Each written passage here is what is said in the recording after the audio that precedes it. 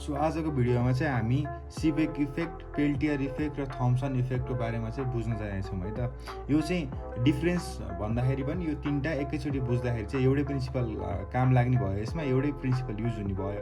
त्यही भएर तिनवटा एकैचोटि बुझ्दाखेरि चाहिँ सजिलो हुने भयो र हामी तिनवटालाई एउटै वेमा इन्ट्रोड्युस गर्न जाँदैछौँ है त। सो फर्स्टमा जाउँ सिबेक इफेक्ट।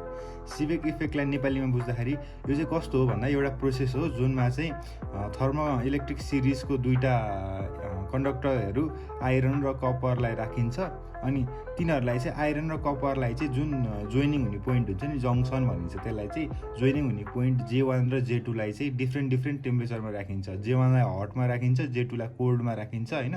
अनि त्यसो गर्दाखेरि चाहिँ त्यो दुईवटाबाट चाहिँ एउटा इलेक्ट्रिक करेन्ट जुन प्रड्युस हुन्छ त्यही इफेक्टलाई नै सिबेक इफेक्ट भनिन्छ। So it is a phenomena of producing the current by using thermoelectric series maintaining different temperature at two different junction is called Seebeck effect. यो डिफिनेसन भनेको घोक्न पर्ने होइन, हजुरहरूले जसरी बुझ्नुहुन्छ त्यसरी लेख्दाखेरि हुन्छ।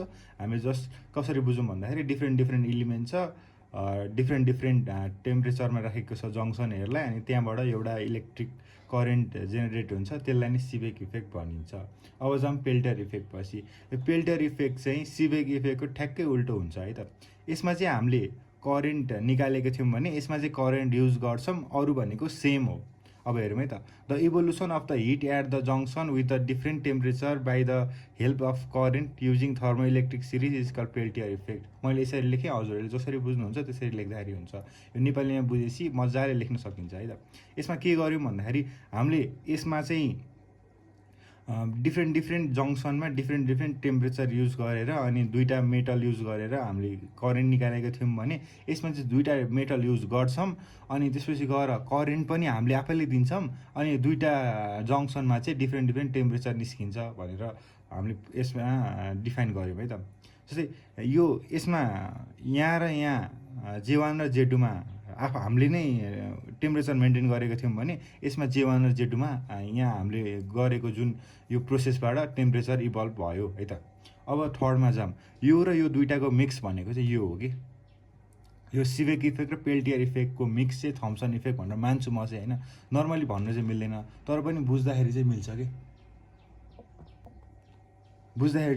कि अब हेरौँ है त। थम्सन इफेक्ट यसमा चाहिँ के हुन्छ भन्दाखेरि when a current is pass to a conductor having two ends at different temperature then either heat is absorbed or release or भनौँ इभल्भ हुन्छ वा एब्जर्ब्ड हुन्छ, हराउँछ वा प्रड्युस हुन्छ। सो हेरौँ है त। यसमा चाहिँ हामीले यसमा दुईवटा टेम्परेचर के अरे दुईवटा इलिमेन्ट लिएको थियौँ, यसमा दुईवटा इलिमेन्ट लिएको थियौँ, यसमा चाहिँ एउटा मात्र लिनुपर्छ, आइदर कपर आइदर आइरन होइन। सो यसमा चाहिँ डिफ्रेन्ट इलिमेन्ट, यसमा डिफ्रेन्ट इलिमेन्ट, यसमा सेम इलिमेन्ट।